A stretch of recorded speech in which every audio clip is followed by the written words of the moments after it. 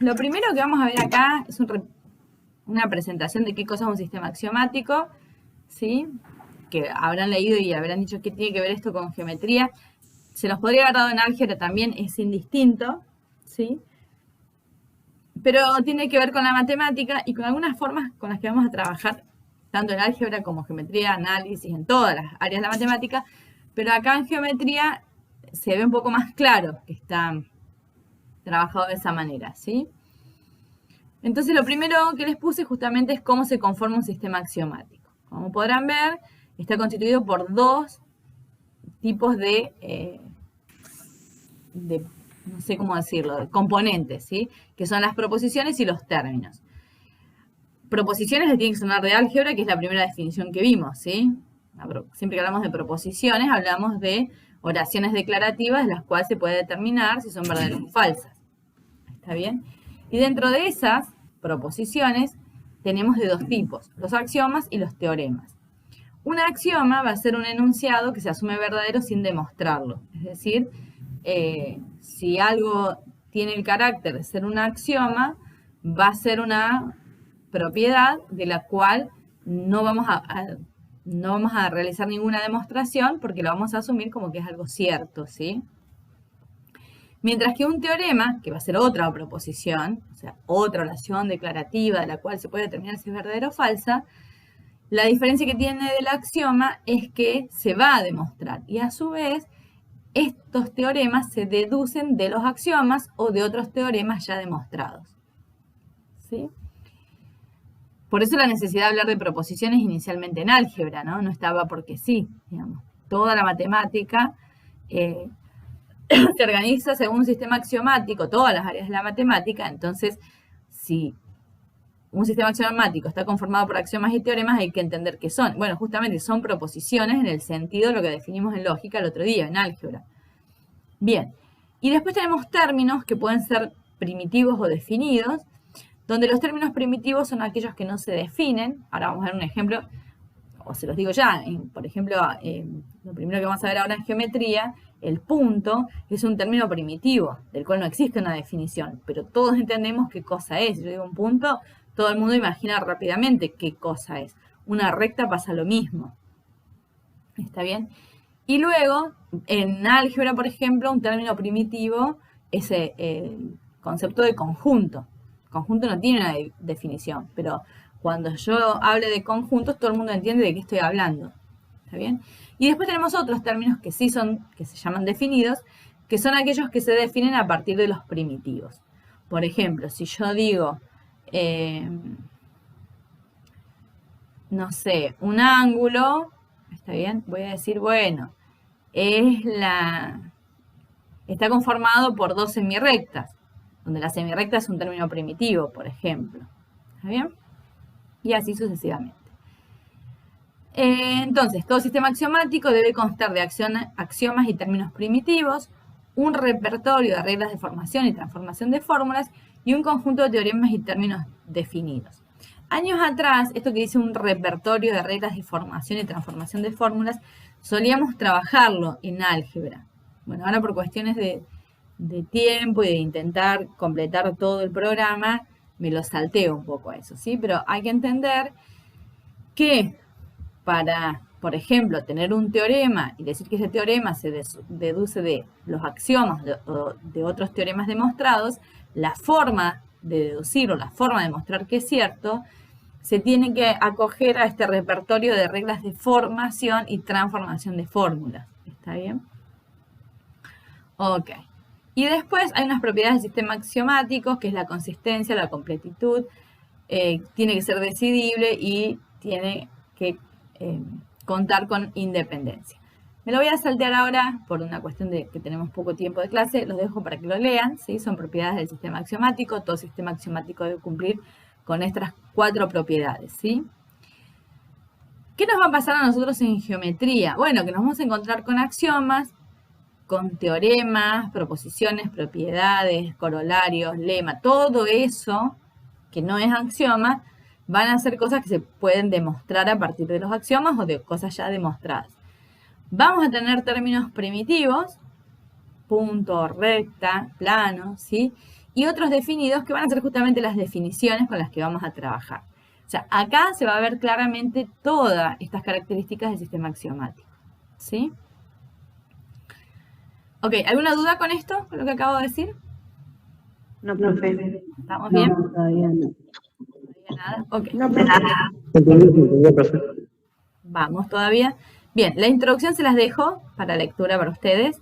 Me voy directamente a lo nuestro. Bien. Bueno, acá les puse la definición de geometría, ¿no? Que la palabra geometría significa medición de la Tierra. Es la ciencia que trata de las propiedades de las figuras geométricas empleadas para la medición de extensiones. Les puse algunos ejemplos de figuras, está bien, la circunferencia, el cuadrado, el triángulo, está bien. Y después otras figuras que se conforman a partir de otras figuras. Por ejemplo, esta está formada por un triángulo y 3 cuadrados, y esta es por partes de una circunferencia. Esos son ejemplos, les queda de lectura para ustedes, ¿sí? Para completarlo a ustedes. Vamos a lo nuestro. Planimetría. Planimetría es la parte de la geometría que trata de las figuras en el plano. Bueno, nosotros la primera parte de esta materia vamos a trabajar en el plano. Si llegamos a trabajar algo del espacio, no sé, veremos muy a fin de año, pero la idea principalmente es que trabajemos inicialmente en el plano, ¿sí? Y si no, tenemos la geometría que sigue para trabajar en el espacio, ¿está bien? Lo más probable es que toda esta materia la trabajemos en el plano. ¿Está bien? Bueno, entonces, fíjense que vamos a empezar de cero. Si ustedes no se acuerdan, cosas de antes, clasificaciones, como pregunté la otra vez en el diagnóstico, de ángulos, de triángulos, o cosas básicas como cómo se define un ángulo, un triángulo, bueno, todo eso está puesto en esta teoría porque estamos empezando de cero directamente, ¿sí? Vamos a ver todo, desde el comienzo y vamos a ir avanzando, ¿está bien? Entonces, lo primero que está determinado aquí, que es un punto y una recta, que como decía antes son términos primitivos, no hay una definición de esto, ¿sí? Entonces, punto y recta son las figuras elementales en el plano, o sea, términos primitivos. Y los puntos los vamos a designar con letras latinas mayúsculas, A, B, C, ¿está bien? Y las rectas con letras latinas minúsculas, A, B, C, o también con 2 puntos por lo que pasa a la recta, por ejemplo, AB o BC. Bien, aclaro esto. Esta notación, en la que yo voy a insistir bastante para que la usen, ¿sí? La tengan en cuenta, no mezclen los símbolos, es una notación que yo elegí para esta materia. No quiere decir que busquen un libro y se use otra notación, a lo mejor para los puntos, la letra minúscula, y para las rectas, las mayúsculas. Bueno, no importa eso, ¿sí? Se adaptarán a la notación de ese libro. Nosotros en esta materia y en la que sigue, la geometría del espacio, vamos a trabajar con esta notación porque es la que yo elegí para estas materias, ¿está bien? Pero no quiere decir que es algo que es ley que tiene que ser así. Es la elegida para esta materia, nada más. Bien, entonces decía, vamos a usar letras mayúsculas para los puntos, letras minúsculas para las rectas. Pero las rectas también las vamos a poder denotar por medio de 2 puntos por los que pasen esas rectas. Y como los puntos estaban con mayúsculas, entonces nos queda, por ejemplo, en este caso, la recta AB. Esta sería, AB es la recta que pasa por los puntos A y B. Y esta sería la recta que pasa por los puntos B y C. El primer ejercicio de la guía tiene que ver con eso, con la notación. ¿Qué significa la notación? No sé si lo llegaron a ver, pero bueno, trata de eso. Bien, vamos a las propiedades fundamentales, la pertenencia de los puntos y las rectas en el plano. Y ya largamos con un axioma, ¿sí? Entonces, esto no hay que demostrarlo, es cierto. Fíjense, dice cualquiera que sea la recta, existen puntos que pertenecen a la recta y puntos que no pertenecen a la recta. ¿Hay alguna duda de eso? Yo tengo una recta y hay puntos que están estoy en el plano, dibujo una recta. Hay puntos que están en la recta y puntos que no están en la recta. ¿A alguien le parece que soy claro, que no tiene sentido?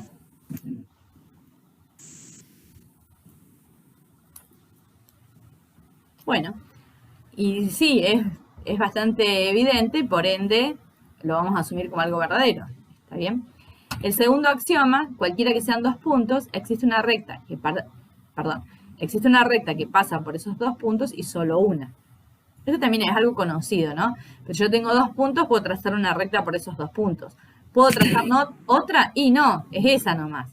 ¿Está bien? Entonces es un axioma, algo que asumimos como que es verdadero. Bien, vamos a definición de semirrecta. El punto A divide a la recta A en 2 partes llamadas semirrectas. El punto A se llama punto de origen de las semirrectas y estas se denominan complementarias. Fíjense que el concepto de semirrecta se define a partir de un término primitivo que es la recta.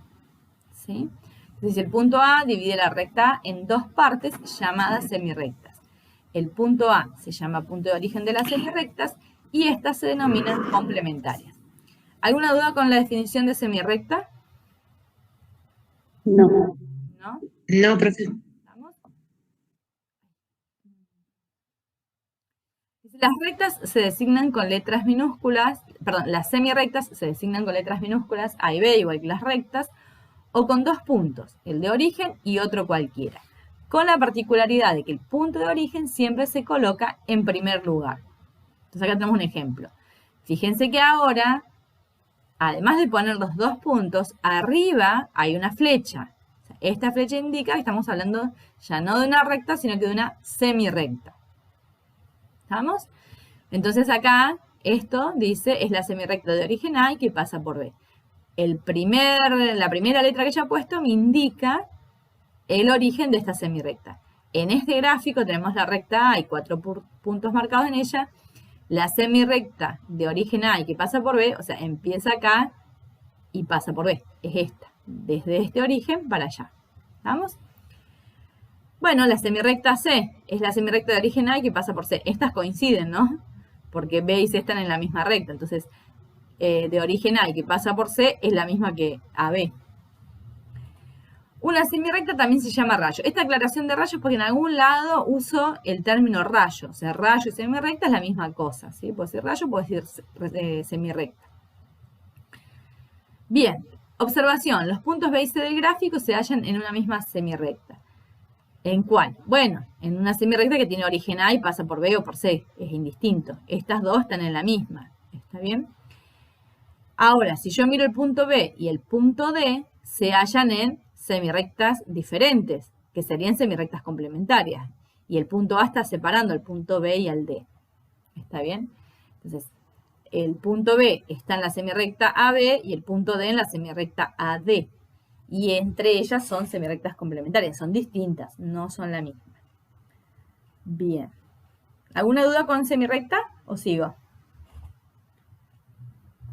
Ahora al principio vamos a ver No. Bueno, todas las definiciones. Eso sí que lo último no lo entendí, profe. Dale. Si yo miro, por ejemplo, la semirrecta de origen A y que pasa por B, ¿está bien? Y miro los puntos B y C, ¿está bien?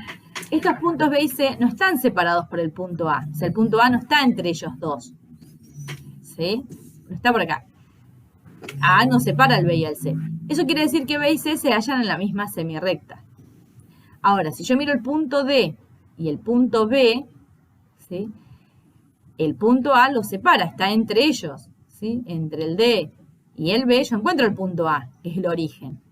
Eso significa que el punto D y el punto B están en diferentes semirrectas, porque el punto A los separa esos puntos. Y de hecho el B, este verde, está en la semirrecta AB y el D está en la semirrecta AD. ¿Se entiende ahora eso último? No sé, pero... Ahora sí, profe. Gracias. Una idea bastante simple. Bien, vamos a la definición de segmento. Sean los puntos A y B que se hallan en la recta A, se llama segmento AB a todos los puntos de la recta situados entre A y B. Los puntos A y B se denominan extremos del segmento. Notación, bueno, que ya la había usado por acá, es ponerle una rayita arriba, ¿sí? Y esta notación, el AB con la rayita arriba, significa el segmento de extremos A y B. Bueno, así que hasta acá, si yo me encuentro, a ver, con esta notación, AB, ¿sí? Dos letras mayúsculas una seguida de la otra. Esto representa una recta. Si tengo, esperen que me fui muy lejos, la notación donde la tengo, acá, esta AB con una flecha arriba, ahora estoy hablando de una semirrecta, es una recta porque tiene un punto de origen, una semirrecta, es parte de una recta, y después, la última notación, esperen un segundo, que llegó mi hijo, sigo grabando. Bien, entonces decía, tres notaciones, retomo lo que estaba diciendo, AB, solito así, con mayúsculas, es la recta que pasa por A y B. Si tengo AB con letras mayúsculas y una flecha arriba, es la semirrecta de origen A y que pasa por B. Y si tengo AB con una rayita arriba, es el segmento AB. Es el segmento de extremos A y B. Bien, el segmento es una parte de la recta, ¿sí? Y tiene dos extremos. Bien. Vamos a las propiedades fundamentales de las posiciones recíprocas de los puntos en una recta y en un plano. Y tenemos tres axiomas, o sea que no hay mucho para discutir acá, ¿sí? Primer axioma dice, de tres puntos en una recta, uno de ellos y solo uno se halla entre los otros dos. ¿Está bien? Entonces eso también es bastante conocido. Tengo tres puntos, uno tiene que estar entre los otros dos. No hay otra posibilidad, ¿está bien? El otro axioma dice, un punto situado en una recta la divide en dos semirrectas, ¿sí? Los puntos de una semirrecta no están separados por el punto de división, los puntos de diferentes semirrectas están separados por este punto. ¿Qué era lo que decíamos recién acá? ¿Sí?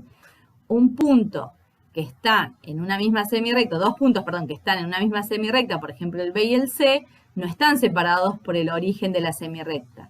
Pero dos puntos que se hallan en diferentes semirrectas están separados por el punto de origen de la semirrecta, ¿sí? A eso se refiere ese axioma. Y el tercero, si tienen alguna duda, por favor vayan diciéndome. Si no, yo sigo a toda velocidad. ¿Está bien? El tercero es, toda recta divide al plano en dos semiplanos. Bueno, por acá tenemos el plano, ¿sí? Una parte del plano. La recta A divide el plano en dos semiplanos, uno que queda por arriba de la recta A y uno que queda por debajo, ¿sí? A este semiplano que está por arriba de la recta A lo llamé alfa y el que está por debajo de la recta A lo llamé beta. Los vamos a denotar con letras griegas a los semiplanos y a los planos también, ¿sí? Entonces decía, toda recta divide el plano en dos semiplanos. Si los extremos de un segmento cualquiera pertenecen a un mismo semiplano, el segmento no corta la recta. O sea, fíjense, la recta B no corta, el segmento AB no corta la recta A. Por ende, el segmento AB se encuentra en un mismo semiplano. Pero si yo miro el segmento A1B1, los extremos están en distintos semiplanos. Por ende, el segmento A1B1 corta la recta A. ¿Está bien? Eso es lo que leí acá. Si los extremos del segmento pertenecen a diferentes semiplanos, como pasa acá, el segmento corta la recta.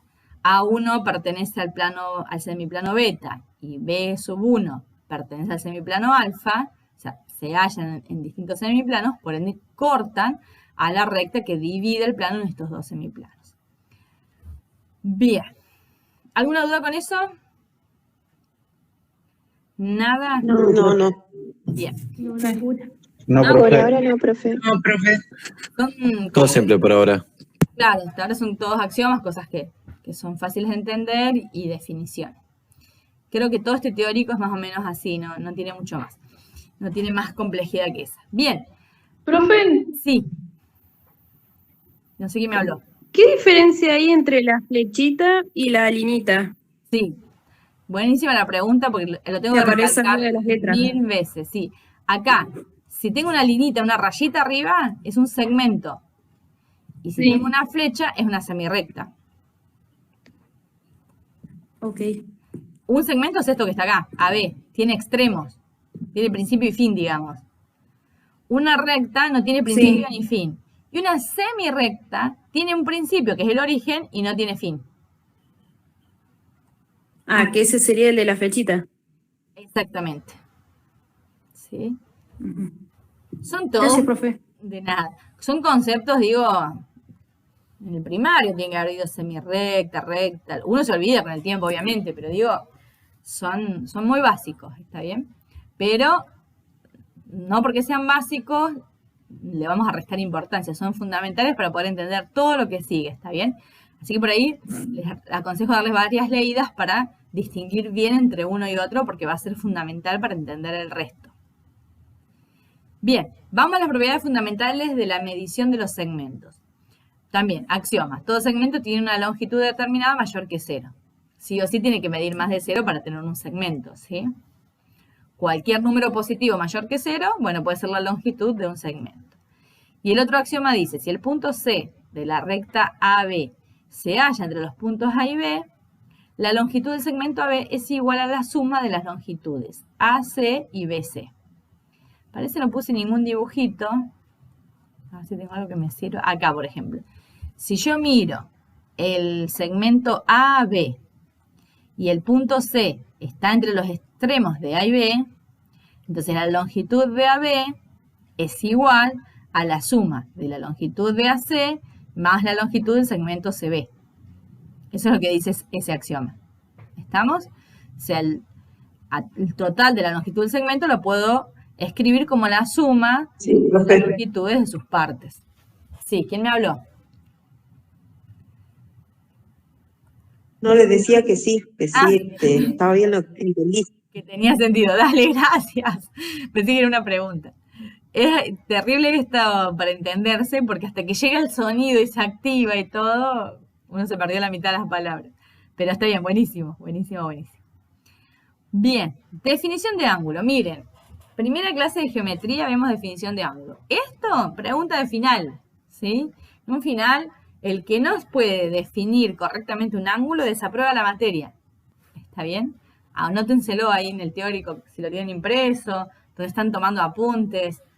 ¿Sí? No puedo terminar geometría, no puedo probar geometría 1 sin saber, como, no sé, recitado así en la definición de ángulo. Lo mismo pasa con la definición de triángulo, por ejemplo, ¿sí?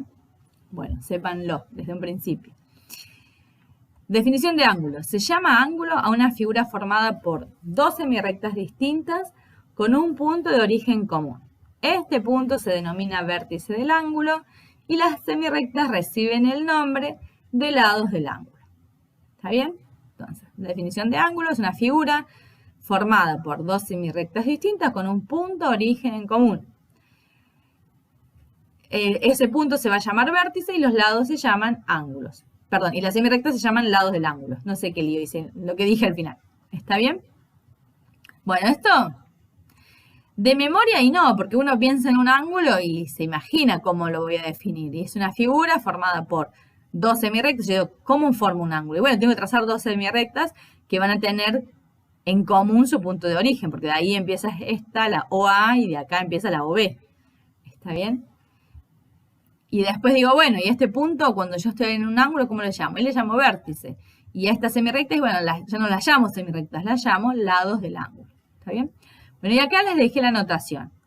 Ahora incorporamos algo, como un angulito, ¿sí? El angulito O, fíjense que es el de vértice O, me sirve para este ángulo. El angulito de lados AB, o sea, la semirrecta A y la semirrecta B. Recuerden que las semirrectas, tanto como las rectas, podíamos denotarlas con letras minúsculas. O también podemos denotar ese ángulo con 3 puntos. O sea, un punto A que está en uno de los lados, el vértice, y un punto B que está en el otro lado. ¿Sí? Entonces digo, el ángulo A o B. ¿Sí? O también puedo poner el angulito sobre, más o menos lo mismo que el anterior, el ángulo de vértice O, nada más que pongo un simbolito arriba para decir ángulo, el ángulo de lados AB, el ángulo A o B. O le puedo, no lo puse acá la letra griega, puedo darle un nombre con alguna letra griega, alfa, beta, gamma. Y después también más adelante, cuando ya tengamos muchos ángulos por ahí para demostrar alguna propiedad de un triángulo y eso, una cosa que vamos a hacer es ponerle números a los ángulos. Decimos el ángulo 1, el ángulo 2, porque llegamos a tener muchos y entonces en vez de hacerlo engorroso con con todas las letras, bueno, los distinguimos por números, ¿sí? Es otra forma que se puede usar. Bien, ¿alguna duda con la definición de ángulo?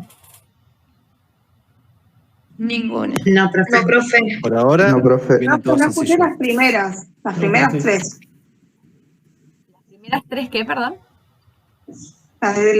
¿Cómo lo designan? Las primeras tres no las logré escuchar, se me trabó. No, decía, son las mismas, nada más que en estas, el símbolo de ángulo va arriba de la letra, y en las primeras es como un angulito que va dibujado adelante. ¿Sí? Eso fue todo. Creo que es esa la pregunta, ¿no? O sea, ponemos el simbolito adelante, decimos el ángulo de vértice O, en este diríamos el ángulo de lados AB, y acá diríamos el ángulo AOB, que se entiende que es A es un punto de uno de los lados, O es el vértice y B es un punto en el otro lado del ángulo. ¿Ahora sí? Ahora sí, muchas gracias. Buenísimo, genial, genial, genial. Bueno, les repito, pregunta de parcial teórico, de final, ¿sí? Defina ángulo, una pregunta que nunca falta, ¿está bien? Ok. Clasificación, la pregunta del otro día. Bueno, ahí, en esa pregunta, de todos los que tengo corregidos hasta ahora, la gran mayoría anduvo bien, ¿sí? Digamos, el general pudo contestar cómo se clasifican los ángulos, ¿sí? También es algo que hemos aprendido en el primario, ¿sí? Cómo se llaman los ángulos. Bien, un ángulo recto es un ángulo que mide 90 grados, un ángulo agudo es un ángulo menor a 90 grados, un ángulo obtuso es un ángulo mayor que 90 pero menor que 180, y un ángulo llano, que sería el que mide 180, se define de la siguiente manera. Si los lados de un ángulo son semirrectas complementarias de una misma recta, el ángulo se llama llano, por ende mide 180 grados. ¿Está bien? Esto en general todos se lo acordaban, ¿sí? De igual manera, el que no se acordaba, con solo leerlo otra vez, leer esto de nuevo, creo que lo va a recordar rápidamente, ¿sí? Bien, si no hay dudas, sigo nomás. Bien, axioma. Si una semirrecta C parte del vértice de un ángulo AB, o sea, tenemos acá el ángulo AB, este que está pintadito acá con verde es la B, todo esto, y una semirrecta que parte del vértice del ángulo, esta C, este rayo semirrecta, ¿sí? Y pasa entre los lados del ángulo AB. El ángulo AB es igual a la suma de los ángulos AC, y BC. O sea, la misma propiedad que leíamos para los segmentos, que decíamos, bueno, si un punto está en un segmento, entre los extremos del segmento, entonces la longitud del segmento lo puedo calcular como la suma de sus partes. Bueno, acá pasa lo mismo. Si yo tengo un rayo que pasa entre los lados del ángulo, a este ángulo lo puedo calcular como la suma de estos angulitos que quedaron acá determinados. Sería el azul y el amarillo, me darían el verde, ¿sí? O sea, el ángulo AC más el BC es lo mismo que el ángulo AB. ¿Estamos? ¿Alguna duda con eso? Vamos a hacer ejercicios ahora y todo con esto, ¿sí? Ok, sigo nomás. Vamos a la definición de triángulo. También definición de triángulo, como decía antes, pregunta de final, ¿sí? Poder definir bien un triángulo y poderlo clasificar según los lados y los ángulos. No, profe. Dale. Que es la pregunta del diagnóstico esto, ¿sí? Del otro día. Bien. Definición de triángulo. Un triángulo es una figura de 3 puntos no pertenecientes a una misma recta y de 3 segmentos que unen estos puntos de 2 en 2. Los puntos se llaman vértices y los segmentos lados del triángulo. Se designan con esta notación, ponemos un triangulito y después ponemos ABC, o lo mismo pero con el triangulito arriba, donde A, B y C son los vértices del triángulo. Veamos un poquito más la definición. Entonces, un triángulo es una figura, ¿sí? Primero empiezo diciendo qué objeto matemático es una figura.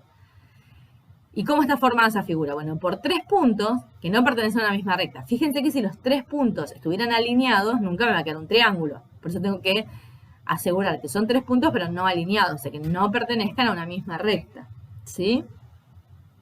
Y a su vez, además de tener los 3 puntos, tengo 3 segmentos que unen esos puntos de 2 en 2. Y ahí me queda determinado el triángulo, ¿sí? Entonces, un triángulo es una figura de 3 puntos no pertenecientes a una misma recta. y de 3 segmentos que unen estos puntos de 2 en 2. Y como hicimos con el ángulo, vamos a decir cómo se llaman cada uno de sus elementos. Entonces, los puntos se llaman vértices y los segmentos se llaman lados del triángulo. Fíjense que para definir triángulo necesito tener puntos y segmentos. ¿Está bien? Mientras que para definir ángulos necesitamos un punto y 2 semirrectas. ¿Sí? Vamos usando elementos, ya sean términos primitivos o ya definidos como el segmento, para ir definiendo nuevas figuras. Y vamos incorporando más elementos o más objetos a nuestro sistema axiomático, que es esta geometría que estamos viendo, ¿sí?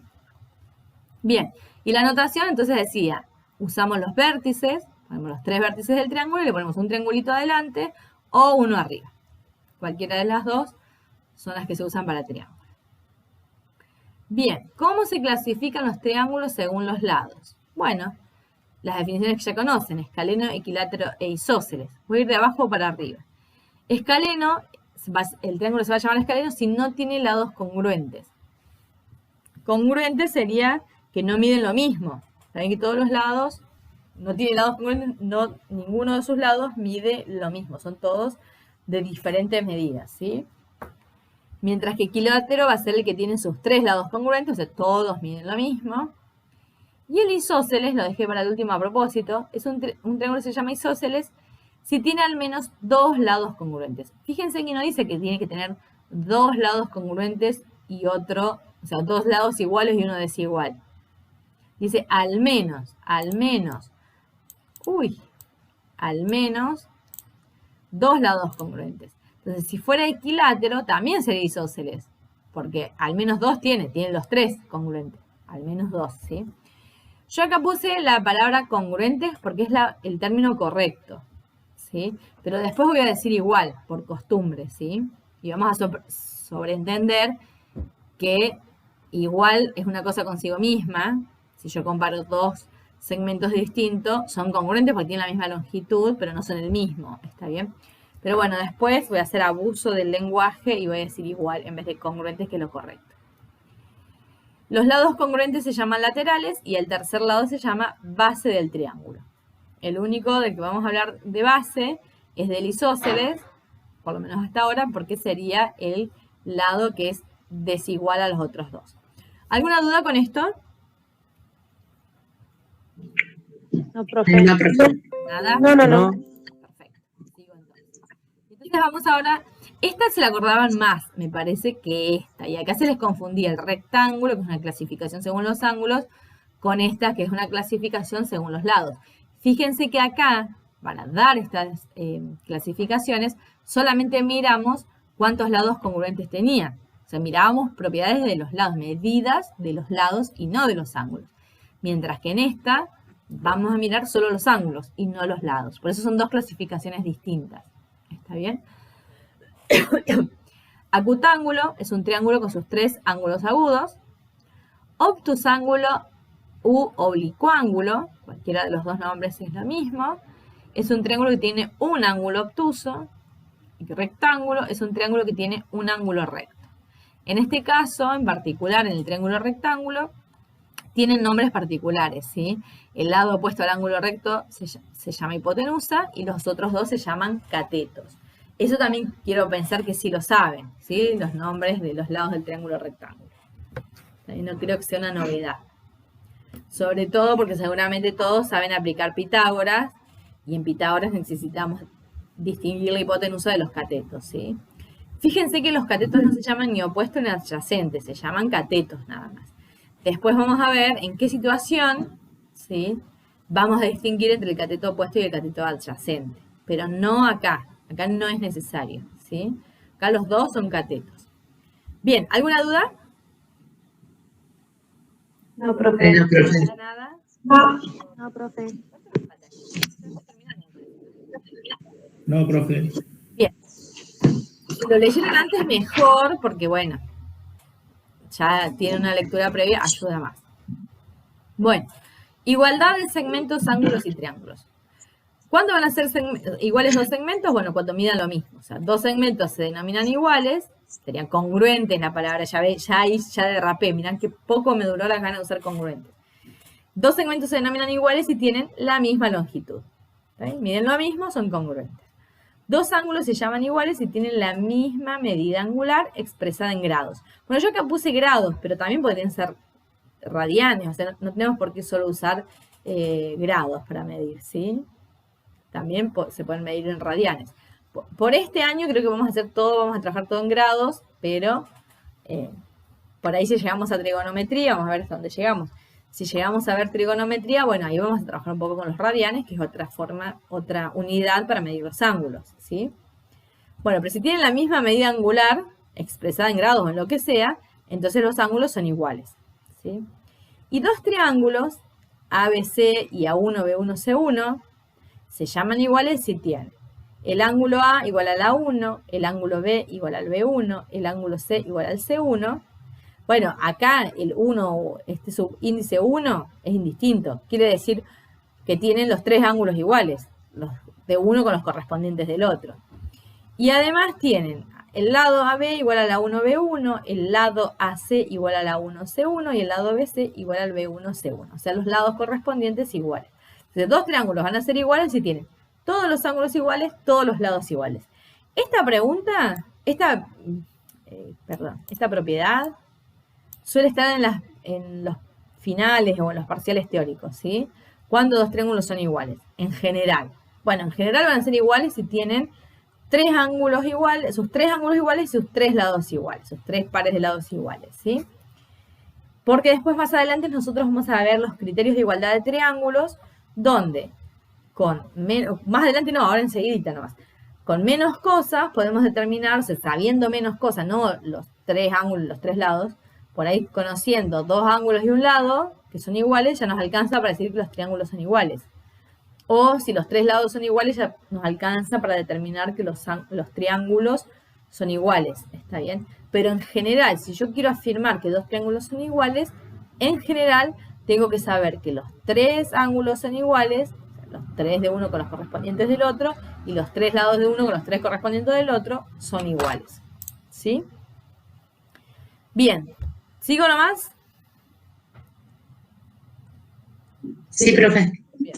Me quedan tres ideas y terminamos con esta teoría. Rectas paralelas. En el plano se llama paralelas a dos rectas que no se cortan, con la particularidad de que las rectas se consideran prolongadas indefinidamente en ambas direcciones. ¿Sí? ¿Alguien no conoce el concepto de paralelismo de rectas? Y esta es la primera vez en mi vida que lo veo esto. Nadie, no, claramente. Un ejemplo de, así en el mundo en el que nos rodea, en la vida cotidiana de rectas paralelas, ¿qué podríamos poner? Dos cosas que sean paralelas, digamos. Las calles. Las calles. Acá en realidad tenemos una distribución medio rara, pero qué sé yo, digamos, no sé, la 25 de mayo y la San Martín, ¿no? Creo que no se juntan nunca eso. Por ahí hay otras que en algún punto se encuentran, son rarísimas. Pero bueno, las calles sería un buen ejemplo, sí, es cierto. Sí, eso iba a decir, en el infinito se juntarían. Acá, el ejemplo de la calle, ¿me estás diciendo? ¿O las paralelas? No, de las paralelas. Pellegrini ¿No? y Irigoyen, para no errarle. Dale, Pellegrini y Irigoyen. No, a ver quién me hablaba, me parece que era... No sé quién era. Digo, no, las paralelas en el infinito no se van a cortar, porque dice, considerando que se prolongan indefinidamente en ambas direcciones, indefinidamente, o sea que no tienen fin, y nunca se cortan, ¿sí? Bien. Si me permitís, profe, quiero contar una pequeña anécdota. En la primera, cuando nos están explicando esto, yo tenía una profesora de matemática que nos explicaba la forma más fácil para recordar cuáles son las rectas paralelas. Es como tomarlo como un amor imposible. Y ella da el ejemplo, como ejemplo yo y Arjona. Entonces, somos dos vidas totalmente paralelas y en ningún momento nos vamos a poder llegar a cruzar. Entonces, esa puede ser la forma más fácil o sencilla de poder totalmente recordarlo. discutible. Pobre profe, boludo. No nos metamos con la profe que no sabe ni quién es. Pero es discutible, porque se podrían juntar, o las vueltas de la vida son extrañas, no sé. ¿Sí? Y de igual manera, ¿encontraríamos realmente un ejemplo en la vida real, ¿sí?, de dos rectas que no se corten, o sea, que sean paralelas? ¿Qué problema tendríamos ahí? ¿Cómo gustaría verlo? Es decir, dos rectas que sean paralelas, que no se corten. Que sean paralelas, que no se Y en corten. la vida real se pueden nombrar los trópicos, por ejemplo, ¿no? Que lo que es el planeta, o el Ecuador, por ejemplo, Ajá. Bueno. que son en realidad entre ellos son paralelos, por ejemplo, el trópico de Cáncer. Solo que no viven en el con plano, ¿no? Es buenísima, pero no viven en el plano. Porque Y en el plano en realidad sería medio imposible poder dibujar o plasmar dos rectas y que sean infinitas y nunca se corten. Ahora, le voy no nos alcanzaría. A ver, quiero completar la idea a Jonathan, me parece que estaba hablando, ¿no? Es buenísima el ejemplo. Sí, Jonathan. Solo que los trópicos viven sobre una esfera, ¿no? Ya no tenemos plano ahí. Ponele que lo proyectamos a un planiferio, si vos querés, ¿sí? Está bien. Pero eso tiene una longitud que va a tener un fin, porque como es una curva que se cierra, digamos, bueno, yo puedo decir empieza acá y termina acá, ¿sí? Está bien. A ver, está bien lo que estás diciendo, es totalmente correcto. Lo que pasa es que yo estoy apuntando a otra cosa.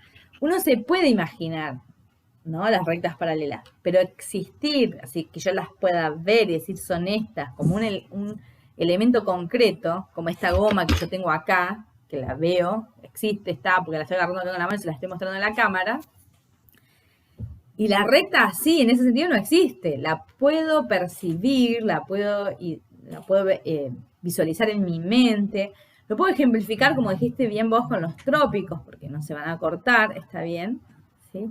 Pero que yo me encuentre con una recta que no tenga fin y otra que sea paralela a ella que tampoco tiene fin, y bueno, no sé si vamos a encontrar con eso, ¿sí? Por lo menos no en este mundo en el que vivimos, ¿sí?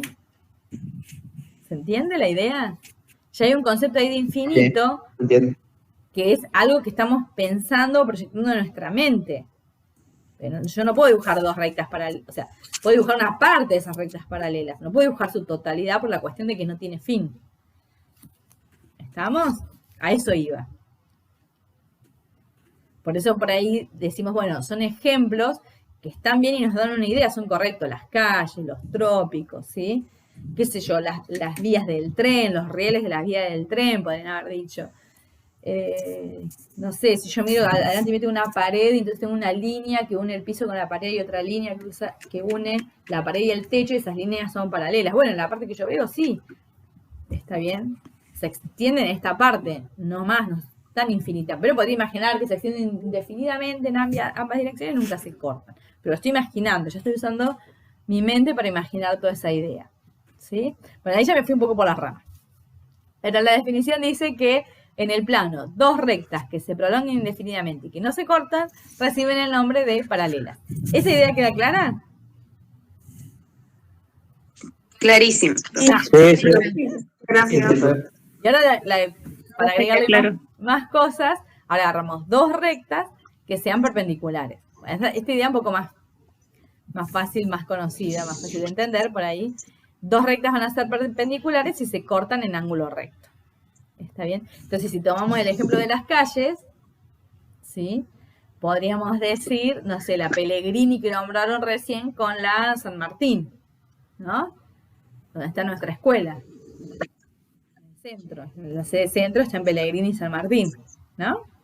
Bueno, esas dos calles se cortan formando un ángulo de 90 grados. ¿Estamos ahí? ¿Estamos claros con la idea? Sí. Sí, profe. Todas preguntas Sí, profe. factibles de un final, ¿sí? Aunque sea la primera clase, lo primero que veamos. Porque después todo lo que trabajemos se fundamenta en estas definiciones, ¿sí? De segmento, semirecta, recta, paralelismo, perpendicularidad, ¿sí? No nos abandonan más estas ideas después. Bien. Profe, Sí, Carla. me tengo que retirar. Ok. Igual ya tenés el presente, ya tomé asistencia. Ah, bueno, dale. Buenas noches. Bien, entonces estaba diciendo propiedad fundamental de las paralelas, un axioma más. Dice, por todo punto B que no se halla en la recta A, se puede trazar en el plano una paralela a la recta A y solo una. Yo inicialmente tengo una recta, ¿sí? Acá en este dibujito la recta es esta. Este punto B que no pertenece a la recta, ¿sí?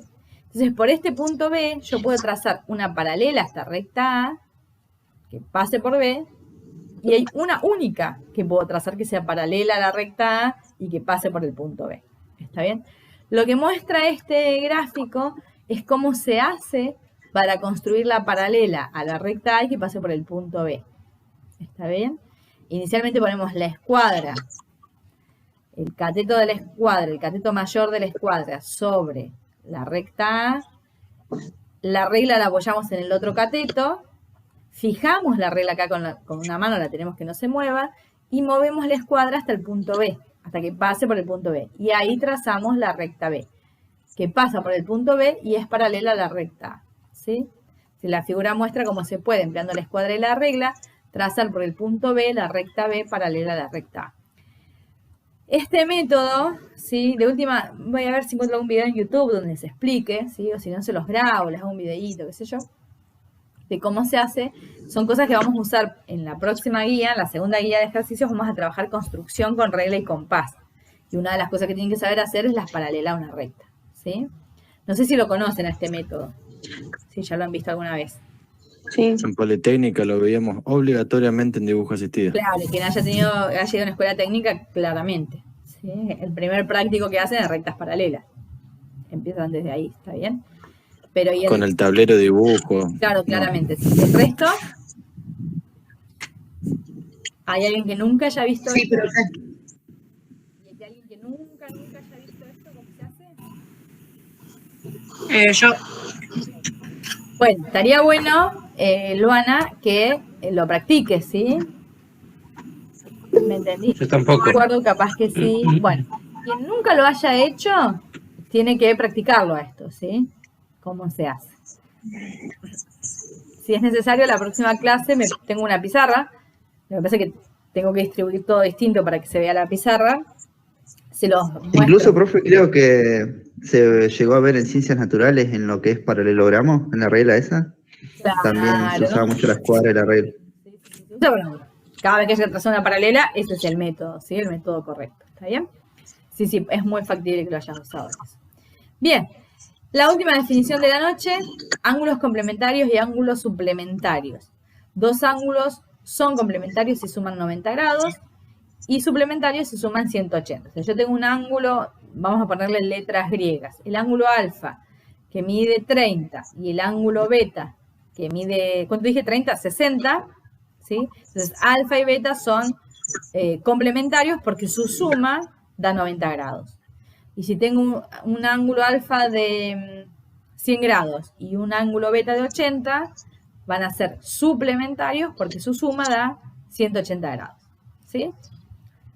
Bien, y con eso finalizamos el teórico. Sonó el teléfono, lo pongo en silencio.